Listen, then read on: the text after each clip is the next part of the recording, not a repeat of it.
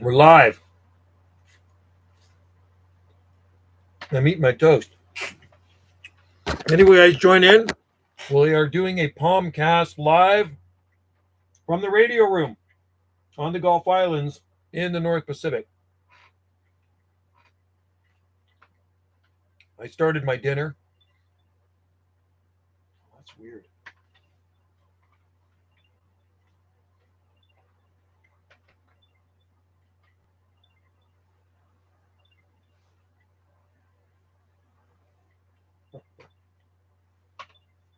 So bizarre. Pop in and say hi. Give us the dirt on palm trees. We have a wet afternoon here on the Gulf Islands. Current time is 3:40 p.m. Pacific time, and temperature's gone down now. It's about 48 degrees. So, hope all is well out there, and I hope your gardens are flourishing. Hope they're flourishing.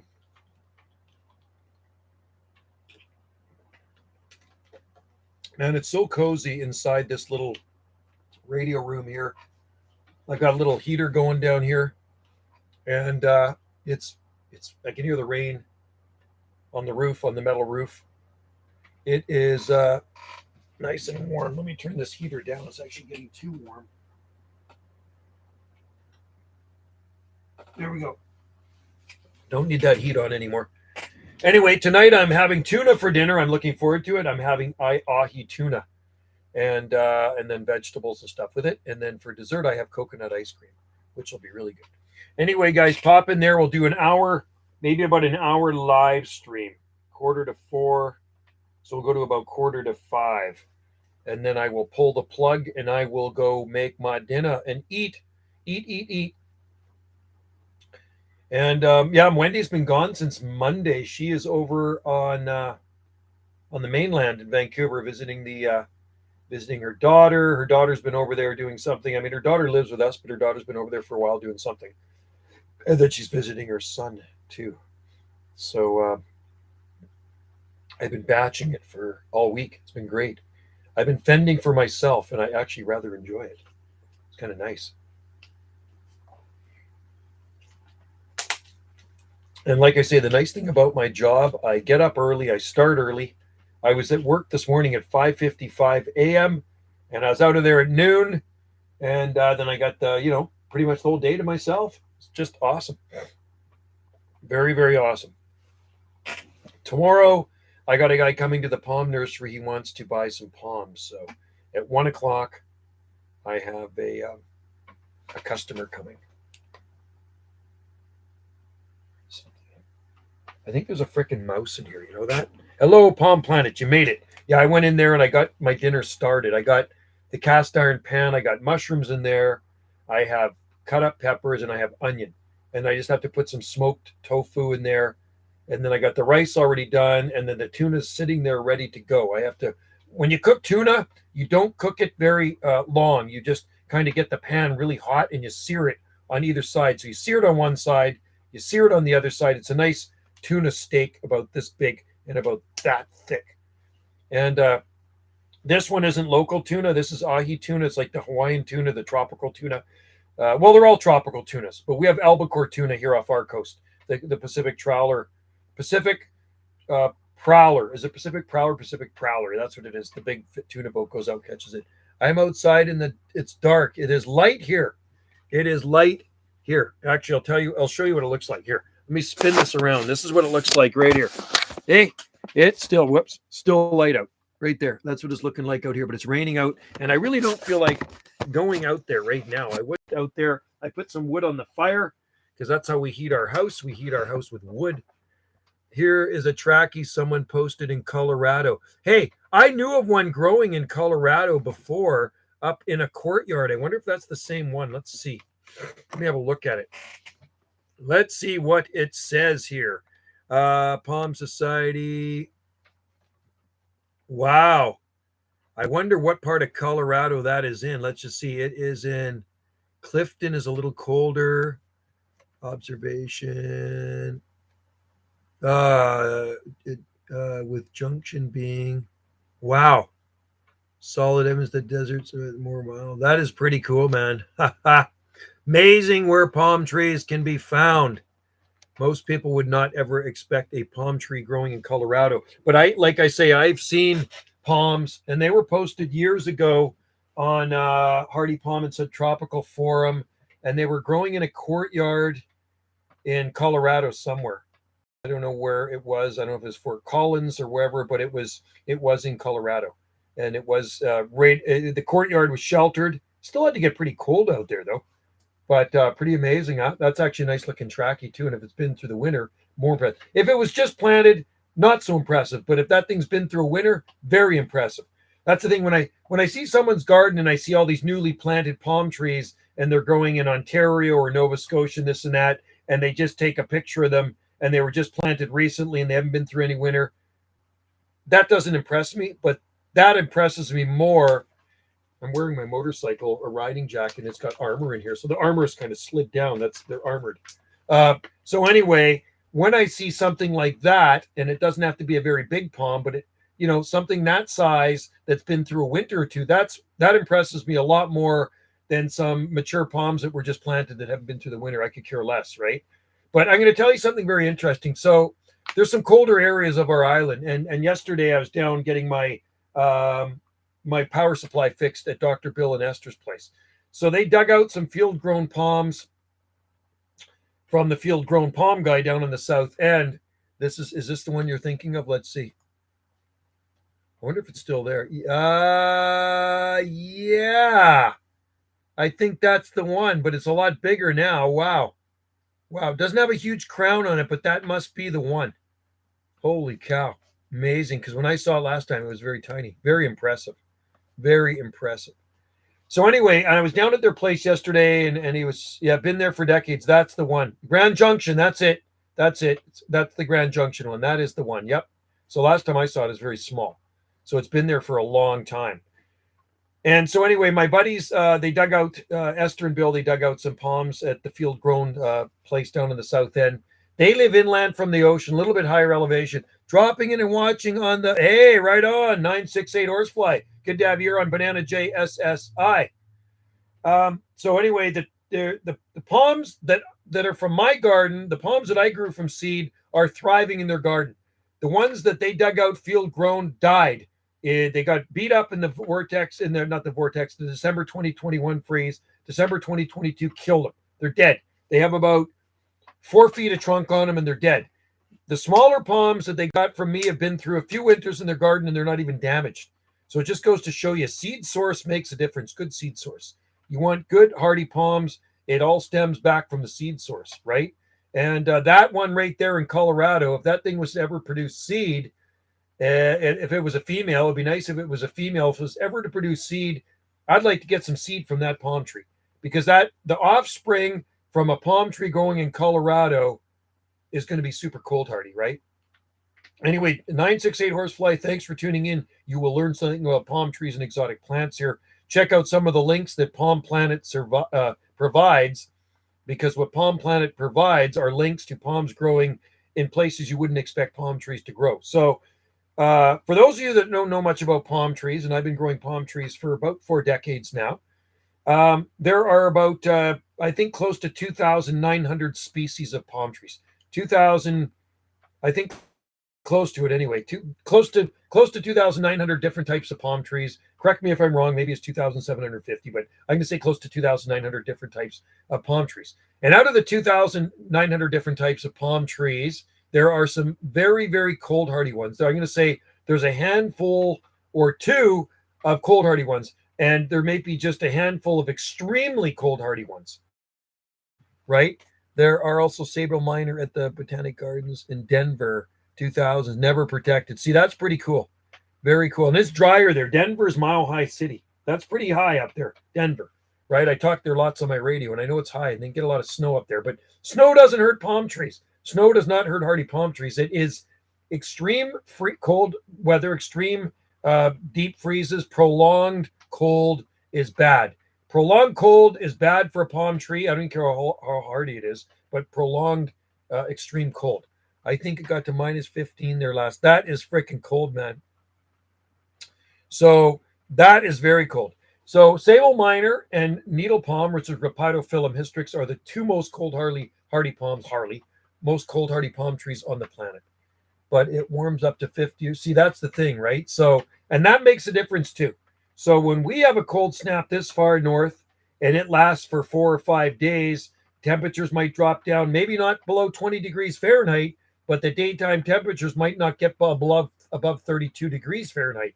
So it's harder on the plants. So if you lived in a drier climate where it's drier in the wintertime and your temperature went down to minus 15 one night, and then the next day it went up to, went up to 35 or 40, that's probably easier on the palm tree than a week of 20 degrees Fahrenheit as lows and highs of 25 or 28 degrees Fahrenheit, where the daytime temperatures are below freezing and the nighttime temperatures are below freezing, right? More heat, I think, increases the sugars in the palms and makes them more resilient to cold.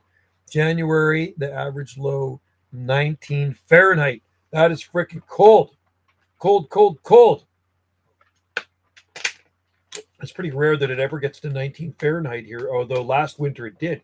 We got down to 18, right? 18 is pretty cold for us because, I mean, not this far north, but because we're on an island. And when you live on an island and you live near the ocean keeps that temperature, the weather regulated. It moderates it so you don't get extreme. So 19 is extremely cold for Salt Spring Island. And it has happened before. The record low for Salt Spring is 15 degrees Fahrenheit. No. Minus 15, 5 degrees Fahrenheit. 5 degrees Fahrenheit. We usually get low in the teens. Yeah, but you bounce right back up too because you are more south. That's a good thing, right? So if you get cold in the winter, like you drop down to minus 10, but if you bounce back to plus 50 or 50 degrees Fahrenheit, that makes a big difference, right? It's easier on the palm. But if you were a minus 10 at night and minus 5 in the day, that is really bad. That is really hard on the palm trees. But, there are some sable minor and needle palms that have been through that many, many years of it for decades, right? Yeah, I just in January, February was in the 50s and 60s here most of the days. You see, so that's nice. 50s and 60s. That is really good. January, now we don't see too many 50-degree days. We're in the 40s. Daytime, nighttime temperatures would be in the 30s. We had our cold snap in February, or no, so in December. I have to look at actually, I can tell you what it was last January. I can just go historical records here for our island. So January historical, where's my historical weather? So I'm going to go to, I'll tell you exactly how cold it was here in January, okay? Let's go to January 2023. January 2023. Okay, go. I can look at historical weather right here on this site for our island. Okay, so this is what it was in January. Actually, wasn't that bad. So on the first, the lowest temperature we had in January was 1.5 degrees Celsius. 1.5 degrees Celsius was the lowest temperature. We had nothing below freezing in January here. And the warmest temperature on the 5th was 13. Just a minute. On the 5th of January was 13.4. 13.4 degrees. So we've had nothing below freezing, nothing below 32 degrees Fahrenheit in January. I'm going to tell you how cold it was here in February. And I can find that out right now. I love this data, this historical data. Let's just see. We're going to go to February. February 2023 was, go. It was, the coldest temperature was minus 1.6. So minus 1.6 on the 24th. And the warmest temperature was, wasn't so warm. It was a lot cooler than where you're at, 7.4. Oh, just a minute. Minimum. Yeah, lowest temperature was 1.6. So, no, sorry, we had a maximum temperature. Sorry, my bad. 12.3. 12.3. Highest temperature was 12.3 on the 9th. All right. So that's what it was in February for us. And then Christmas got degrees. Yeah. So on Christmas, I'll tell you what it was here. Let's just see. Let's go to my data here. Let's go to 2022. 2022. We're going to go to December. And then we're going to go. Okay, December, the coldest temperature was minus 5.8. That's what, oh, no, sorry. Isn't that funny? We were colder here. This is Saturna. Oh, just a minute. Minimum temperature. Nope, that's about minus 6.9. There we go. Minus 6.9. So we only had 2 days, or just a minute. 1, 2, 3. In December, we had 4 days below freezing. 4 days below freezing. And the coldest temperature was on the 19th, minus 6.9. And the maximum temperature was minus 4.8. So that was the temperature. Minus 4.8 was the max, and the minimum was minus 6.9 on the same day. Yeah, so there we go. But Christmas Day, I'll tell you what it was Christmas Day here. Christmas Day. It's not showing Christmas Day. They didn't have it. There's no data. How about that? There's no data for Christmas Day. And I stopped doing data too myself. I just stopped doing data. I just look at it. If it's an anomaly, if it's really cold, then I will write it down. But I used to keep it all the time. I used to be a weather nut. Every morning I'd write down the minimum. Every day write down the maximum. If it rained, this and that. And then we were going to move to Costa Rica, and that fell through. And I threw all my weather data, all my log books for 30-something years in the garbage, which I should have kept. Greetings, food forest permaculture. Good to have you in there. Greetings, Earthling. It is a rainy afternoon here on the Gulf Islands, but that's okay. You know what? I don't mind rain. I really don't mind rain. It's okay. It's better than snow. You don't have to shovel rain, right? Because you have to shovel snow, and I don't like shoveling snow, man. It sucks. What did you use to measure rain? I have Taylor rain gauges right out in the open. Taylor manual rain gauges. I used to have electronic rain gauges, but it always plug up with needles and stuff like that from the trees. So I threw it in the garbage. But and I had wind speed and everything. But wind speed is not accurate in here. It's too sheltered. So you got rain over there too, food forest permaculture. That's okay. We like rain, liquid sunshine, right? But I have a Taylor's rain gauge, and it works very well.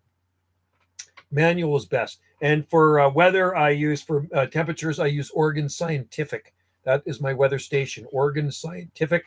I have several sensors up around the property, right? So if it gets ugly out, I write that down. Make mine pouring in Salem. It is pouring there. Yeah, it's raining here too.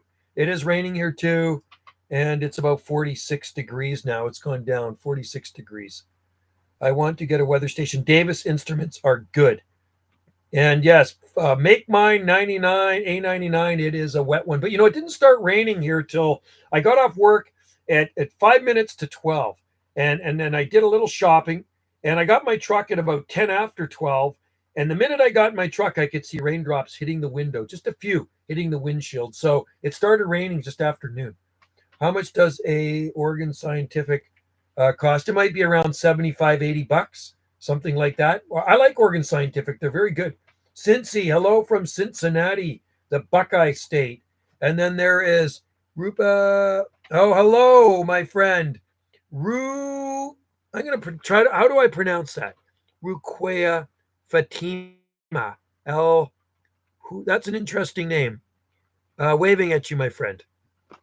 Shaka wave. That means hang loose. And we're waving too. That's how the queen waves just like that. But Cincy Tropics, good to have you in there, and everybody that is in this live stream. So I finished an hour and a half live gate on my Jungle Joe C channel, and that's for the radio people, and this is for the palm nuts out there, right? We have a lot of palm nuts, we have a lot of radio nuts, and we have a lot of palm nuts. And the good thing about radios, I have had people send me seeds from the radio. People I've talked to in places where I've really wanted to get some seeds from, they said, we'll see what we can do. And I've had people send me seeds from Arkansas, South Carolina, Alabama, Florida, just from people I talked to on the radio, which is cool. So it's an easy way to get seeds by communicating with people all over, because I talk to the lower 48 pretty much every day, right? So anyway, yeah, it's a wet day here on the Gulf Islands. I heard you have a variegated palm. Yeah, so the variegated palm is nothing to write home about. One leaf is variegated, and the problem with variegated palms that I've ever grown, two. I've only had, and all the thousands of palm trees I've grown over the years, I've only grown two with variegated leaves, come up with variegated leaves. One of them resorted back to green, right? All the leaves became green on it. The one that I have now still has a variegated leaf on it, but all the other leaves are green.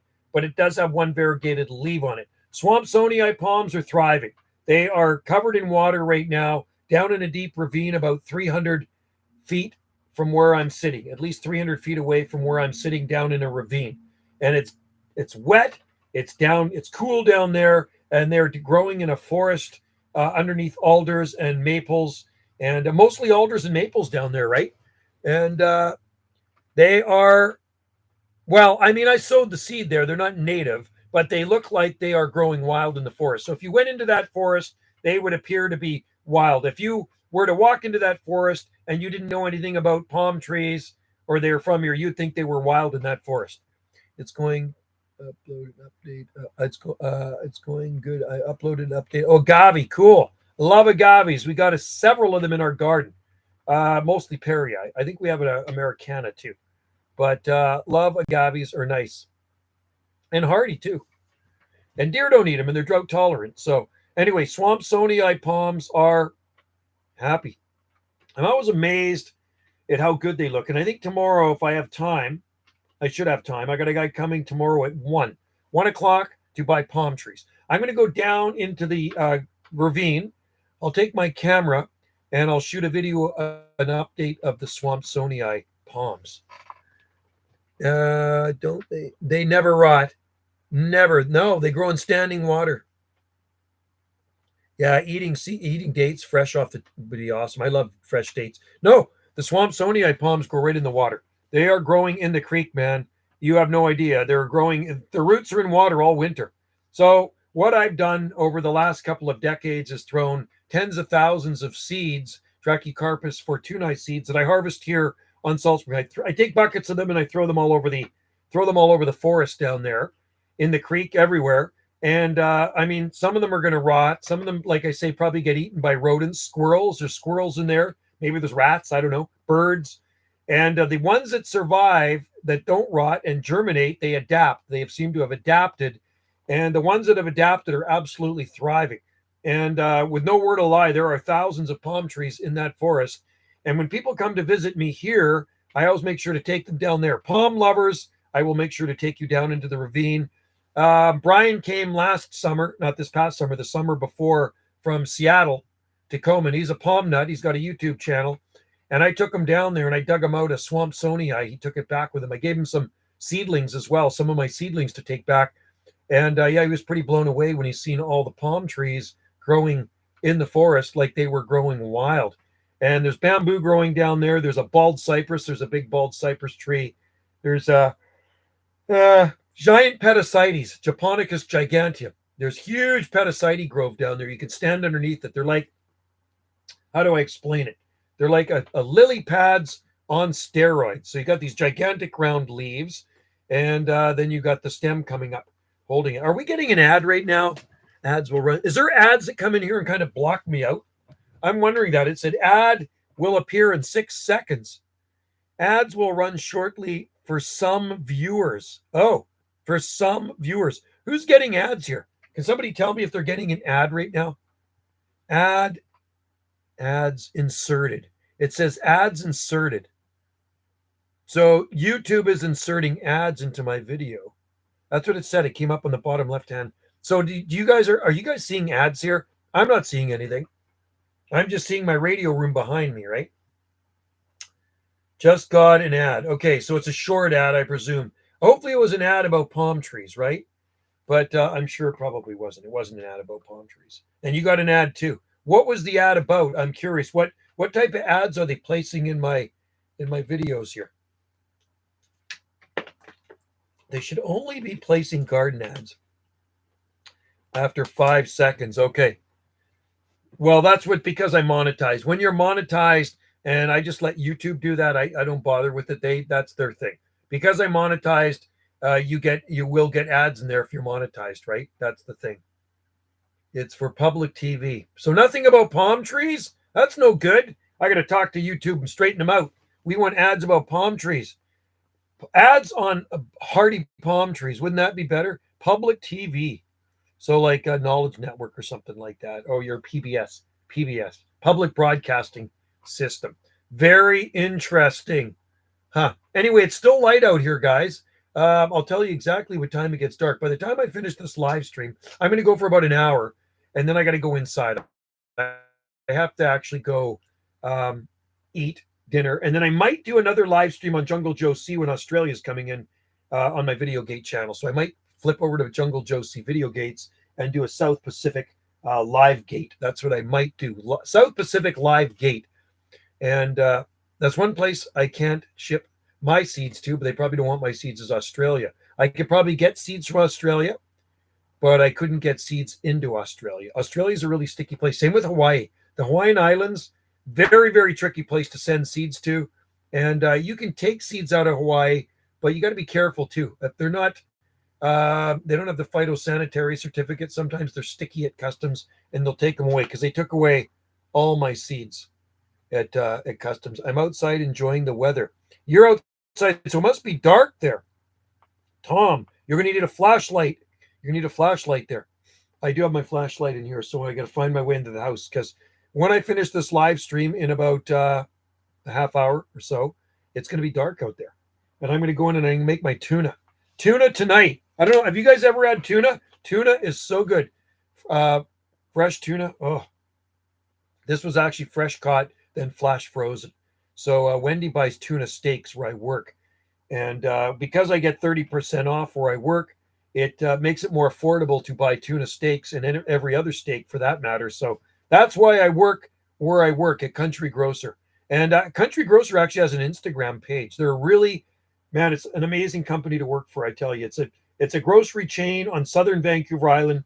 There's one of them here on Salt Spring Island. We have two grocery stores here, Thrifty Foods, and uptown is Country Grocer. I work at Country Grocer. It's much bigger and better. Joe, what happened to that random trackie growing in the middle of the woods on a hiking? Oh, they're there. They're there. Oh, that's the trail across the street from our place to the beach. There's more than those. There's more than one trackie in there. There's probably 50, 60, maybe 100 trackies in there. I bet you there's 100 palm trees in that trail. Actually, if it's not too ugly tomorrow, I could go down there and shoot a video of them because they're going to be underwater right now. So tomorrow, maybe I should take my camera, my GoPro 9, and shoot a YouTube video of the palms in the trail. So that trail, so when we go, we have 3 driveways on our property because we have acreage here. So we have a driveway there. We have a middle driveway down at Magnolia Petal B&B. Arbutus Blossom B&B's up here.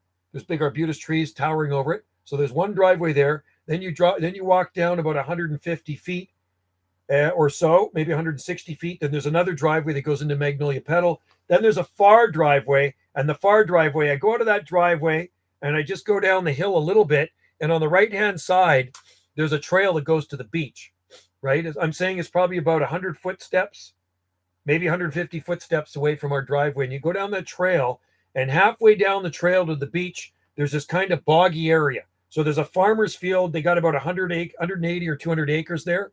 And they have a pond. And that pond has kind of this swampy area that kind of encroaches in the trail. And that's where I've thrown the palm seeds. Over the years, I've thrown palm seeds there. There's skunk cabbage growing in there. And there's lots of palm seedlings. Palm seedlings growing all over in there. And some of them, the biggest ones are probably about like this. So, yeah, I should actually, I should go down there tomorrow, and I should make a note of that. And I should shoot a video because that would be a good video, an update on the forest trail palms. Trail palms. And they're actually basically Swampsonii because they are growing in water. No. We took our place off the market ages ago, back in September. Back in September, we took it off the market. It was on the market for 4 months. And Wendy, my wife, really got sick and tired of people looking through her house, our house. She got very sick and tired of it.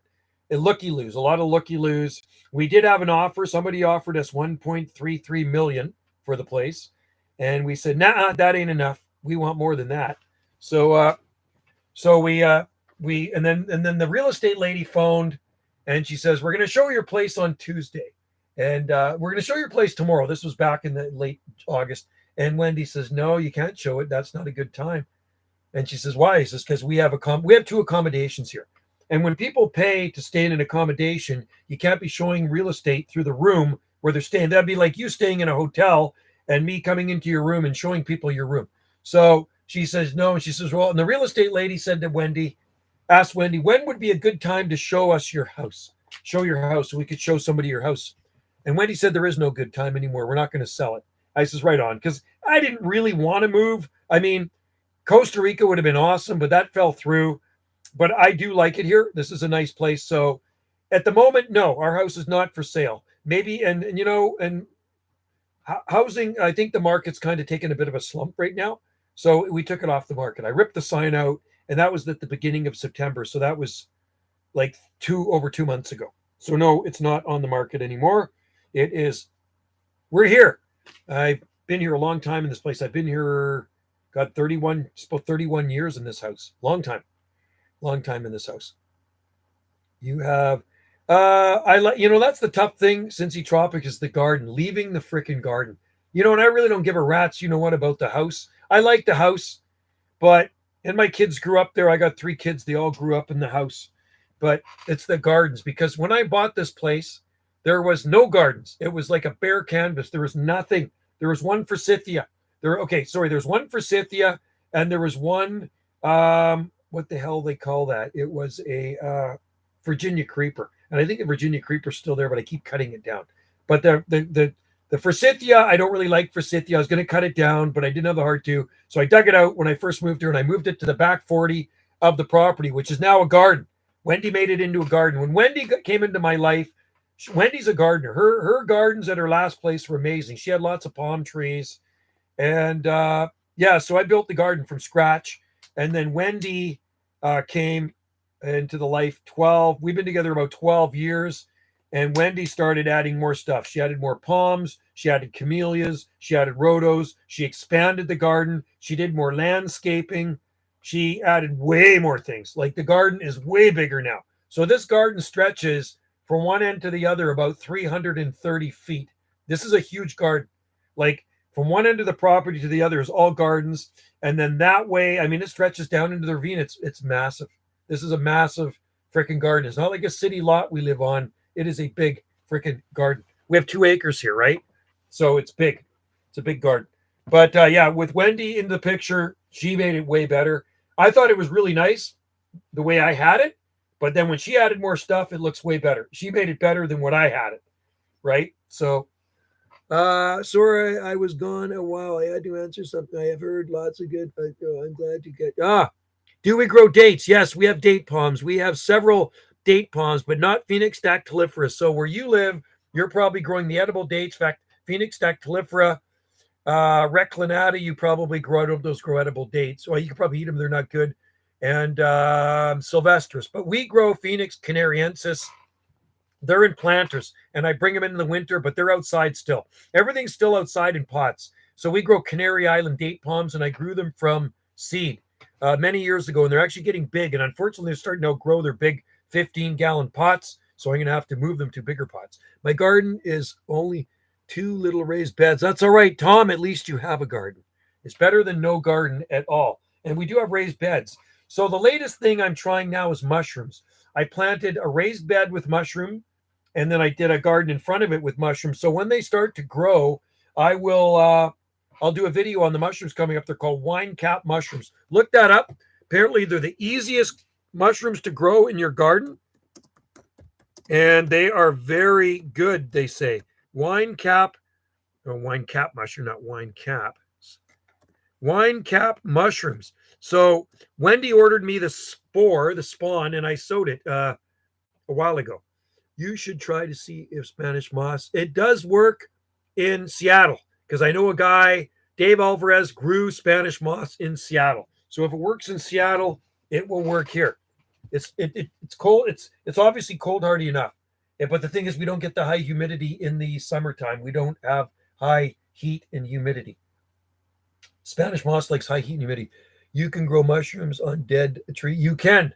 Absolutely. I've grown shiitake mushrooms where I used to live. I used to be a mushroom farmer. That was my job. Before I moved here, I was a mushroom farmer for 15 years and 3 months. I was a head grower at a commercial mushroom farm. So we'd grow, probably anywhere between over 500,000 to 600,000 pounds of mushrooms a year where I worked. All right.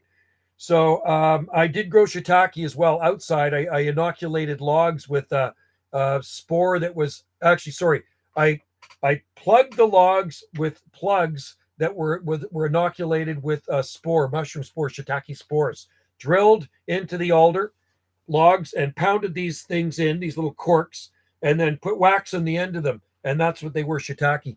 Right, Spanish survive. Yeah, so there you go. See, it's hardy, right? It is hardy. It's a hardy plant, Spanish moss. It looks nice too. We actually have a plant that grows here in the North Pacific called witch's. I think it's called witch's hair, or witch's. Maybe it's witch's broom. Let me just see. What is witch's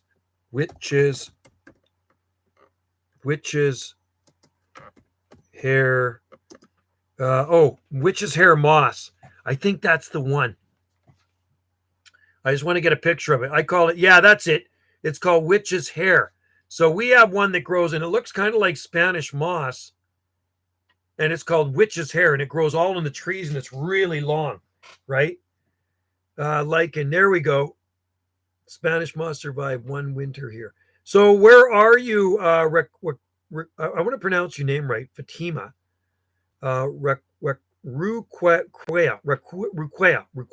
Whereabouts are you? Are you in India? Is that where I'm guessing are you in India or Pakistan? Whereabouts in the world are you? Because you can grow some. You're obviously in a tropical area or maybe a desert area. Maybe are you in Egypt? Are you in the Middle East? Maybe you're in the Middle East. Please correct me if I'm wrong. So you're living somewhere where you can grow edible dates, and that's a good place to live. Anywhere where you can grow edible dates is a good place to live. I would like to grow an edible date palm. That's Phoenix dactylifera.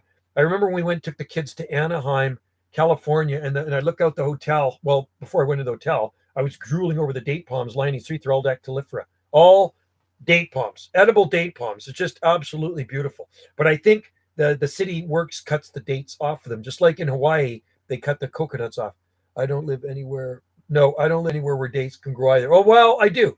Canary Island date palms, they grow them in the Oregon coast, and there are some here on our coast in milder areas. Like I know of a big one near Vancouver. Now, I haven't seen it for a while, but it did get some protection in the winter, but it was freaking massive. It had probably 5 feet of trunk on it and huge. I couldn't even wrap my arms around that trunk. And then there's Brian and Tofino with a pretty good size one in his garden. That's the Phoenix canariensis. But the closest big ones to me that have been there a long time would be probably north of Gold Beach, Coos Bay. Coos Bay, there's some on the Oregon coast, which is due south of me, right? So there you go. But yeah, so whereabouts do you live, Ruquea? Are you in the Middle East? Are you in India? I'm not too sure. I'm just curious where you're growing these palms. My sciatic is killing me.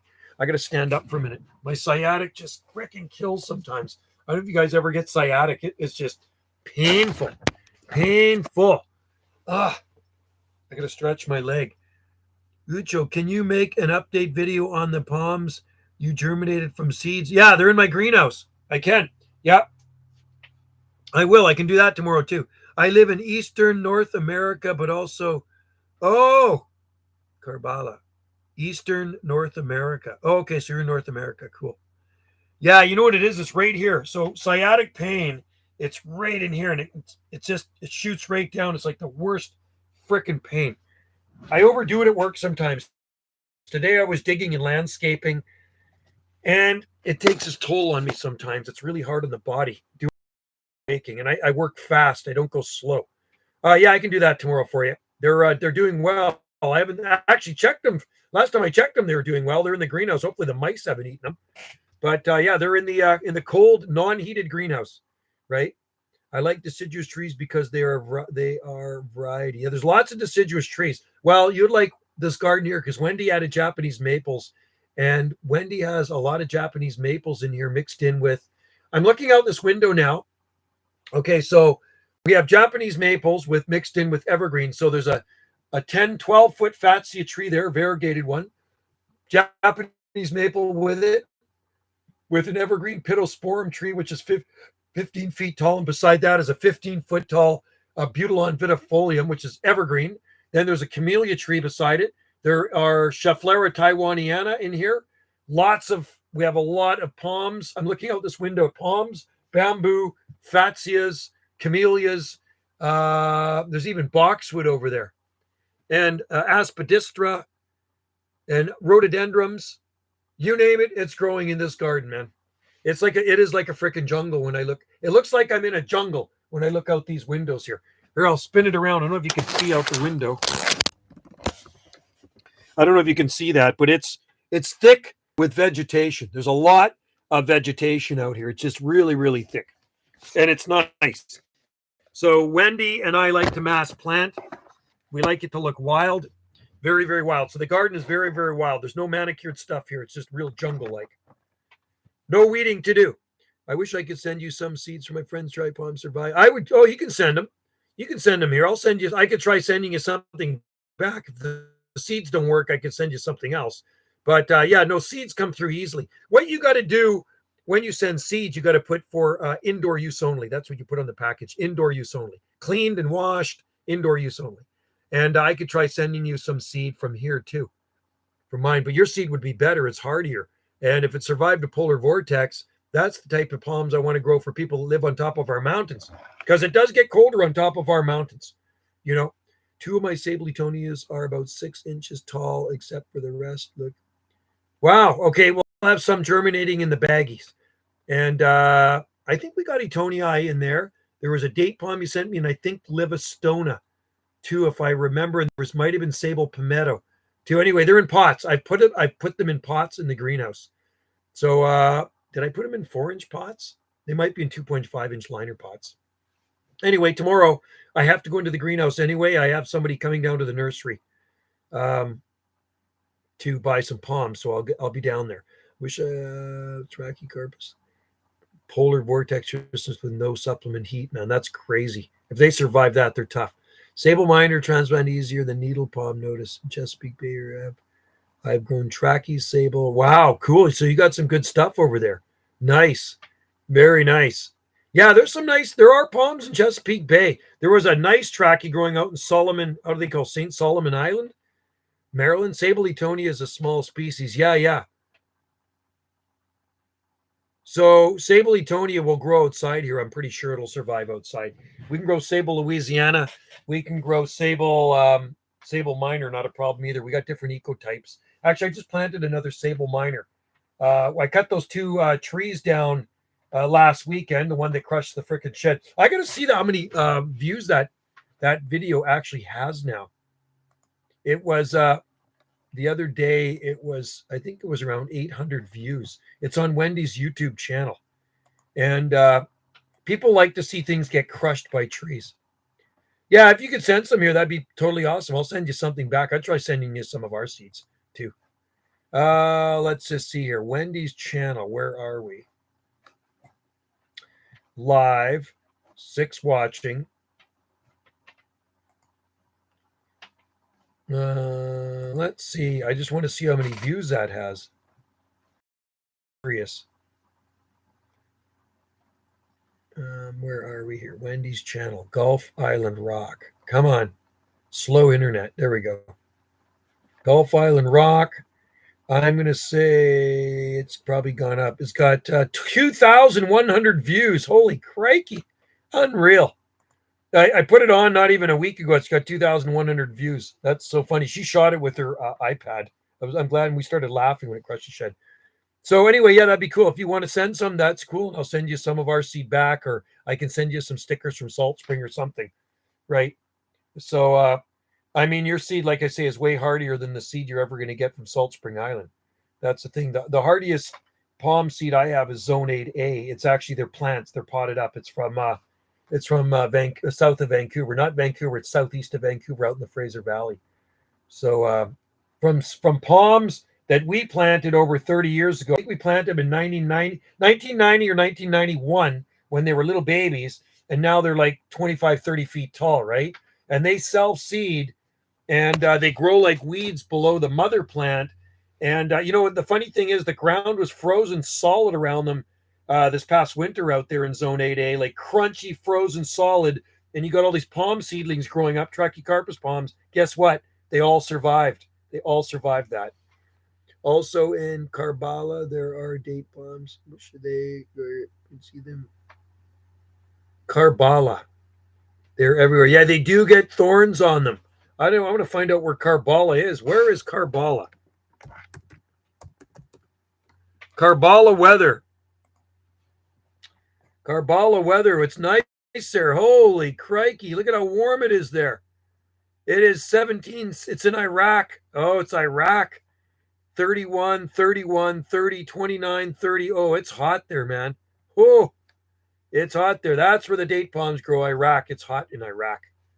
Wowzers. Yeah, it's cooking hot. Look at the forecast in Karbala, man. It's like living in Arizona. That's why date palms like it in Karbala.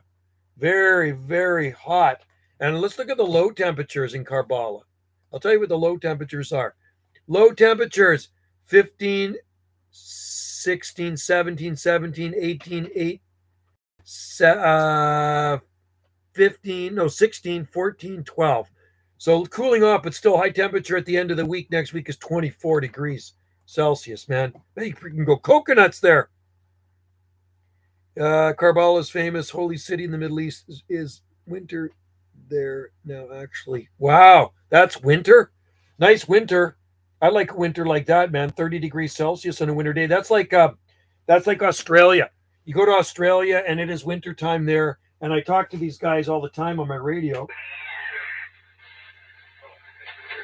That's Australia coming in right now, but they got the heat. They're opposite season here than us, right? So right now it's fall.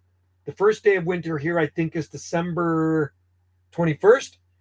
And that's the shortest day. That is the shortest day of the season of the year. And then after that, it gets the time starts, the days get longer. Each day gets longer by so many seconds or something like that, right? So Karbala is the holy city. And it's full of palm trees. It is the mecca for palms. So you know what? Other palms would grow there too. Washingtonia flifera, Camarops humilis, and probably other date palms too. I like it. That's freaking awesome, man. Karbala. Nope, never been there. My daughter went to Tunisia. That's in northern Africa, though. She was there in when she lived in England. She flew to Tunisia, then she flew to Portugal. Yeah, so she's been all over Europe. She lived in England for 5 years. She lived near Devon in Taunton, and she lived near Cornwall. So she lived in South Cornwall. There's lots of palms there. Even in southern England where she lived, lots of palm trees, man. What's the temperature in here? Oh, it's nice. Nice temperature. Yeah, temperature's gone down now. Going down. Going down. That's okay. As long as it doesn't snow. I don't see any snow in our forecast. That's a good thing. Wow, look at that. 2,100 views on that freaking video. Right on. Wendy will be happy. I told her to shoot it. So anyway, I'll go to about an hour. Then I'm going to go in the house and I got to cook my tuna and I have to cook my dinner because I'm getting hungry. I had a good lunch, but it still didn't fill me up.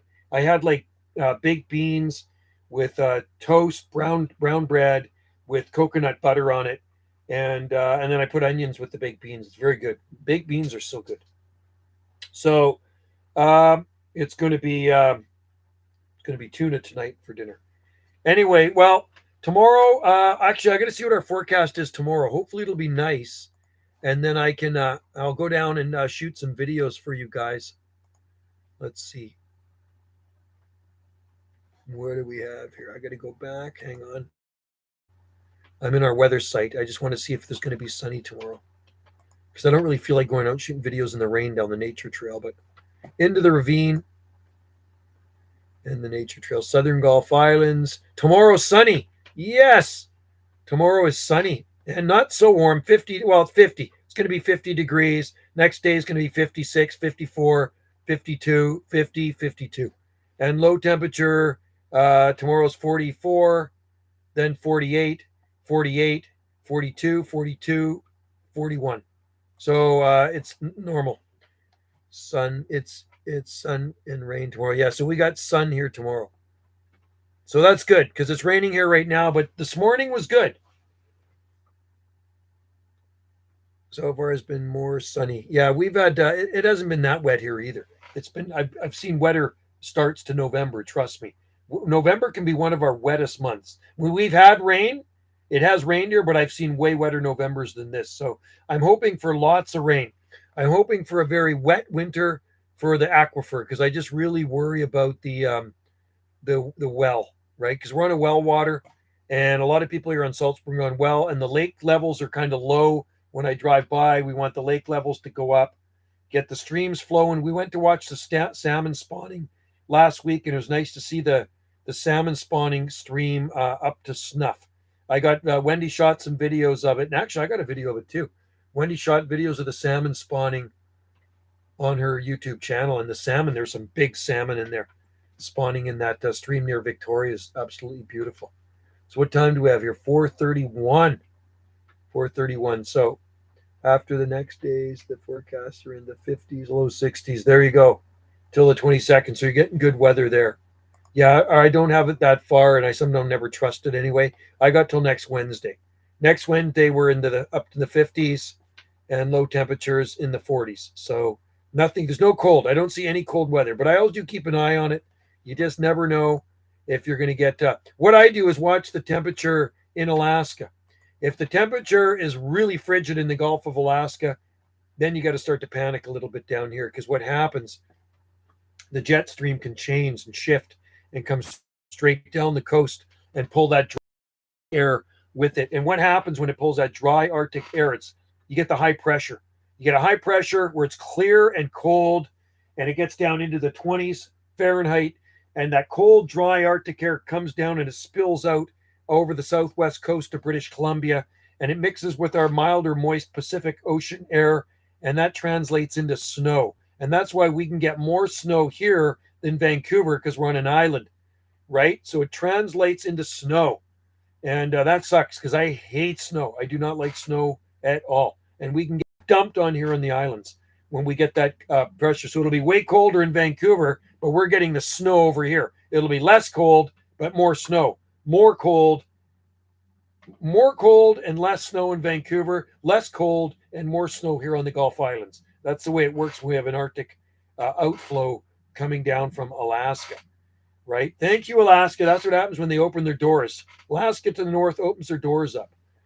We here have nothing but ocean between here and the Arctic and rest of the UK. Yeah, so the only place you get yours is from Siberia. I think you once in a while when England gets an Arctic blast, it comes out of Siberia, right? That's where you guys get it from. See, or Russia, somewhere down there.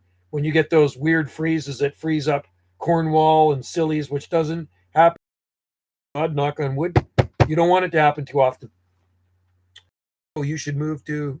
Yeah, man, it's free of snow and not super hot there due to high altitude. Yemen, that's near Africa, isn't it? Yemen, that's down in Middle East. Show how to make locals can show you how to make jambia blade. Oh, sounds good. We don't get them from Siberia. We don't get them from Siberia. Really, it's very rare that happens here. Yeah. So where does your cold air come from, though? I'm curious. Where does that cold air come from? It must come from Europe or something, though. Like ours comes from Alaska, no doubt about it. And Alaska's probably comes from Siberia. Siberia sends it over to Alaska, and then Alaska every so often opens up her doors, and then it sends it down here to the southwest coast. Thank God we have the Rocky Mountains and the big mountains ahead in front of that, the Coast Range. We don't get any of that cold that Eastern Canada gets, like Alberta, Saskatchewan, Manitoba, everything east of there. We don't get it. The mountains block it out, the Rocky Mountains. We are very fortunate that way. So the only cold we get is Alaska. So if Alaska wasn't there, it would be superb. But Alaska's there, and we have to just live with it, right? So, yeah, I always thought it was like a Siberian clipper or something you guys got in England, but came down when you get those freak freezes. And I thought that's where it came from, or Russia or somewhere out of there. Like when, every so often you get one that where it snows in Cornwall, which is really rare, and I thought it came out of, I always thought for sure Siberia, or maybe Russia. Well, Russia is Siberia, right? Never want to live there, man. Too cold for me. Siberia freezes are very rare. Yeah, well, that's good. Rare is good. Jet stream brings over it from Siberia. Incredibly strong jet stream reversal. Oh, okay, Siberia freezes are very rare. Most of them are caused by air from Greenland. Oh, Greenland. Okay, interesting. Should I talk there a couple of times on my radio there not that long ago to a guy in Greenland? Greenland. I wonder if there's any palm trees in Greenland. We know there's palms in Iceland because Palm Planet discovered a palm growing in Iceland. And I always thought that, yes, a palm tree would grow somewhere in Iceland. Trachycarpus palm, and it does. Rookway, Ireland is very nice. Yes, green. I have cousins, County Kerry, who. Yes, there are palm trees. Lots of palm trees in Ireland. Lots of palm trees. It's very mild there. The Emerald Isle, the Siberia freezes are worse because they build up over the climate before. Yeah, you don't want Siberia freezes. I don't want any freeze. You know what? I don't mind a light frost here and there. Okay, that's fine, but I don't need -6 and I don't need -7 degrees Celsius. I don't want any of that stuff. You know what? If every winter as low as we got was -2 degrees, -3, I'm good. I'm okay with that. But I have seen winters here where we're down to -1 point. I think the mildest winter I saw one year is down to -1.5. More than one winter, where it's like -1.5, and we had a winter was -2. That was as low as it got, right? They have some islands that are USD 10, Southwest Ireland. Oh, they actually do have some islands out there. I didn't even know they had islands out there. I know there's lots of cool palms that grow in Ireland. Best place I've been for palms is Bermuda. Ah, Bermuda's nice. Yeah, never been there. My aunt went there in the 1950s. We got people that live on our island that moved here from our Bermuda. Goes down to around 32. Wow, that's like Brookings. Zone 10 out on the islands, eh? I don't know what islands those are. I have to look that up. I didn't know Ireland had islands that people lived on. I know Scotland has a bunch. We have 6,000 of them here in British Columbia. We have 6,000 islands. Apparently, we have 6,000 islands from the north to the south, stretching all the way up to the panhandle of Alaska, right? The most northern islands for BC are Haida Gwaii, right? Average. Wait until you. The Scilly Isles are amazing. Yeah. I remember, like I said, I sent to them back in the 1980s to the gardens, the Trescoabe Gardens on the Scilly Isles, and I got a book. They sent me a really nice magazine kind of book from the Scilly Isles, from the Trescoabe Gardens. I know people that have been to the Trescoabe Gardens. It's pretty amazing. Pretty amazing. Friend of mine here, he moved off island, a palm grower, and he went to the Scilly Isles. He got married in Guernsey, and he went to the Scilly Isles with his new wife. That was in 1999 or 2000. And he showed me a lot of photos back then. Old school photos, man. It's pretty amazing, the plants there. Cape Clear Island. Cape Clear. I never even heard of it. Let's look that. Cape Clear Island. I'll have to look that one up. Cape Clear Island. Probably lots of palms there. Cape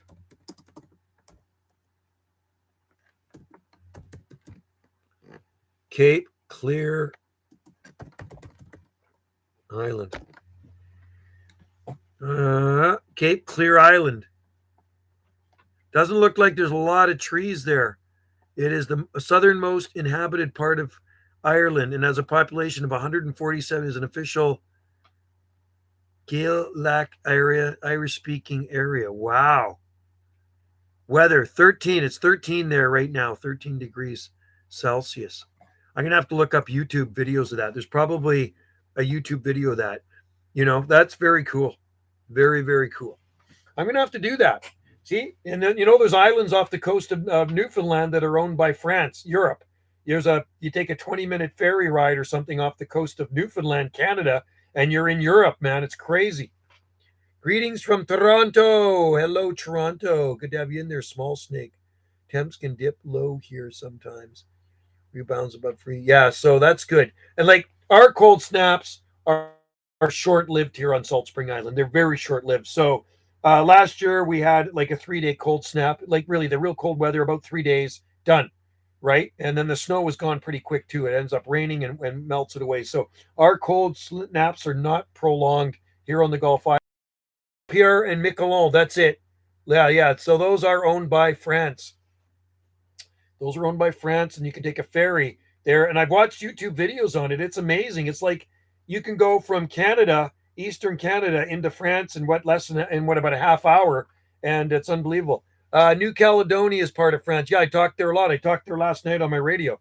I talked to New Caledonia a lot. That's in the South Pacific. That is part of France. Yeah, they speak French there, right? Then there's French Polynesia. Then there's I think there's even French areas in the Caribbean. But New Caledonia, I talked there quite a bit on the radio here. Matter of fact, they're probably coming in tonight. So, but later on, after I eat my dinner, I'm going to come back out here and see if I can work some South Pacific DX. DX meaning far off stations. When I'm calling CQDX on here, it means does any far off stations hear this my station? I got a musabaju growing in the ground, surviving winters with protection. Good. Gotta like musabaju. Musabaju are one of the toughest bananas you will get, right? And you could also try Musa sycamensis and Musa itinerans or Musella laciocarpa. There's a few of them out there. And Musa rajapuri. I travel a lot, spreading the around the world. I recommend you look at 2012 USDA hardiness zone map of Iceland 9A. Oh, I believe it. I believe it. I always thought palms would grow somewhere in Iceland. I have no doubt that there's 9A areas in Iceland, and I know Palm Planet found a palm tree, got a video of it growing in Iceland. And I don't know a lot of people that go to Iceland. Reykjavik, I think, is the capital there. It's a pretty barren place, but it's like Alaska. I've been to Alaska 3 times, the Panhandle, and I'm going to be in Alaska again next spring.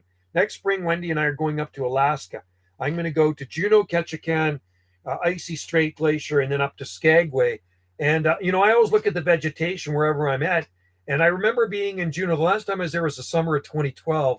I just remember looking at a big rhododendrons covered with dry leaves and plastic. No issues. Always grows back. Right on. Where are you? You're in Toronto. You're in Toronto, right? Okay, well, good for you, man. That's like zone 6 or so there, isn't it? Did you know the forest of Southwest? No, I didn't know there was a forest in Southwest Greenland. I know there was when it was really called when they meant to call it Greenland because it was green when the Vikings were there. Wow. I did not know 6A. Yeah, that's cool. I know I have a friend that lives in Ottawa that grows bananas. You know that? Mark Ladiseur. And he does often post pictures of them. Maybe I think he posts pictures in one of my Facebook groups and also on Zone Pushers. I have a Facebook. I have a lot of Facebook groups and gardening groups, but one of them in particular, a lot of people post their stuff in there. People who love palm trees and exotic plants. If you like palm trees and exotic plants, it's a group I started about 5 years ago, and it's got a lot of members. I think we're up over 25,000 now, 25,000 members. So people from all over the world post their stuff, and people who love palm trees and exotic plants. Look that up on Facebook, folks. And people who love palm trees and exotic.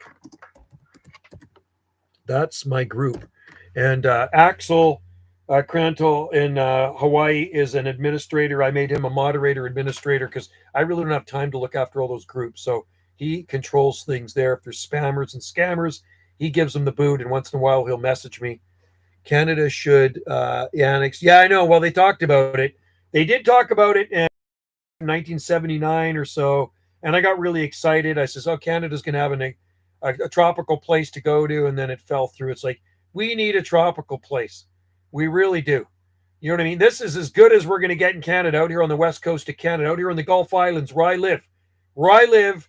Tropical place in Canada, but where I live is the place where you're going to grow the most exotic plants, out here on the islands, the Pacific coast, and the Vancouver Island. That's it. Anywhere east of the coast, you can forget it, man, unless you're going to protect them. If you want to protect them, then that's fine. But without protection, you can grow stuff here year round. Yes, that's good because I remember seeing some spammers. Yeah. So he is he's the moderator there. Anyway, I'll go to 111. That's what I'm going to go to here. 111. We got 6 minutes left. And then my stomach's saying, hey, Joe, feed me. I can hear it talking to me. It says, I want tuna. So I'm going to go eat some tuna. Canada should annex Beamy Island. Have many. I don't know where that is. Bimini Island. Bimini Island. I don't know where that is. Sounds tropical, though. Aren't the Turks and Caicos a pretty? Yeah, they are. And that's what we are. Yeah, they are. But Canada they wanted to become part of Canada. They want to become part of Canada. And Canada was talking about, they're still talking about it. They actually still are talking about it. So, God, I hope it happens. I could move there. I could move to the Turks and Caicos. I had a friend. She was a personal trainer, Deb, and she lived there for about a year or two, and she loved it down there in the Turk and Caicos. Yeah. So, but who knows? I'm not going to hold my breath over it. If it happens, it happens. If it doesn't, it doesn't. I just have to be stuck here on Salt Spring Island. You know what? This is a good place to be. I can't complain. I don't like the government. I hate the government of Canada, but I do like Salt Spring Island, and there's a lot of good people here. I'm in Bimini. I fed coconut to flamingos. In Bimini, I fed coconut to flamingos. Bimini Island. Cool. Coconut to flamingos. There's no point of being British anyway, since we get a visa to move there. Yes. Yeah. Lots of evergreen plants survive winter without. They do. Well, abstract tongue, you'd be able to grow lots of evergreens too. Like I think boxwood, I don't know, maybe laurel. Laurel might be able to grow there. There's got to be some evergreens, broadleaf evergreens that will grow where you are, for sure. Uh, there's so many here. The variety in the Pacific Northwest is unreal. Like, I mean, our whole garden pretty much is BLEs except for Wendy's hydrangeas and she's got the Japanese maples. Wendy loves Japanese maples. Happy wife, happy life. If she likes Japanese maples, I like Japanese maples. Myself, if I wasn't with Wendy, I would have no Japanese maples in the garden. I wouldn't. They're not. They're okay. I like plants that keep their leaves. I would not. I probably wouldn't have any deciduous trees in the garden except fig, big leaf magnolia, and that's it. Oh, and albizia, the mimosa. But I don't have one. They take up too much room. Joe, you have ever been to Martinique? No, but I've been to the Caribbean. I've been to Jamaica. I've been to Haiti. I've been to Cozumel, and I've been to Grand Cayman in the Caribbean. I've been to Florida too. So I've been down in that area. I always go to Hawaii. I'm a Hawaii guy. I love the Hawaiian Islands, right? Hawaiian Islands are awesome. So, which reminds me, I think the Hawaiian Islands skip is going to be coming in soon. So, anyway, guys, what part of Jamaica? Ocho Rios, Jamaica. Ocho Rios, Jamaica. You know what I'm going to do? I'm going to turn this on. One sec, guys. I just want to see.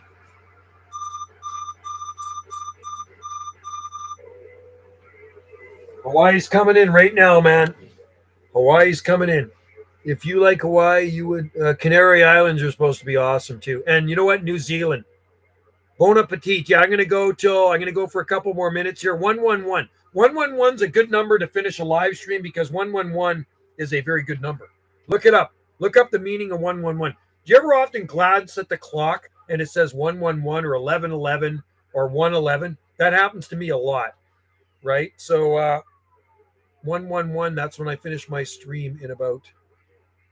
Oh, it froze. That's weird. Oh, there it goes. Oh, that weird. It kind of lagged. I could see it kind of lagging there. That's so bizarre. So we're just about at 109 now. Why is 111 a good number? What is special about 111? I'm going to tell you. Is a powerful spiritual number that appears when people are going to experience big achievements. Is a powerful angel. It's an angel number. Look it up. Anyway, this is what it says. This is just the start of the paragraph. It's an angel number. It's a very good number. It says angel number 111 is a powerful and spiritually connected number that appears to people who are going to experience big achievements in their lives. It signifies the importance of finding joy and happiness in life by staying true to oneself and following one's own path. So guess what? That's a good number. And I'm going to be there in 1 minute, and that's when I'm going to end my stream at 111. So remember, when you look at the clock and you see 111, I always tap it 11 times. I always do that. 1111 or 111, because I look over a lot and I see that number all the time. Not just recently, I mean, for years and years, right? Okay, guys? So the stream is going to end at 111. Are you ready? Thank you for joining in the live stream. And I'm going to talk to some of these Hawaiians. I'm going to talk to a couple of Hawaiian people before I get in and cook my tuna. It seems like the stream is going very slow. It seems to be stuck on 110.39. Something weird going on 145. 1 hour and 11 minutes. Yes, 1 hour and 11 minutes. Tom, you got her. 111. 1111. Okay, I'm just about there. You guys, thanks for joining in the live stream, and I'll try to do another one very soon on Banana J SSI. In the meantime, I'll be on Jungle Joe C Video Gates. All right, stay tuned. Thanks, guys, for tuning in, and plant a palm. You can't grow wrong.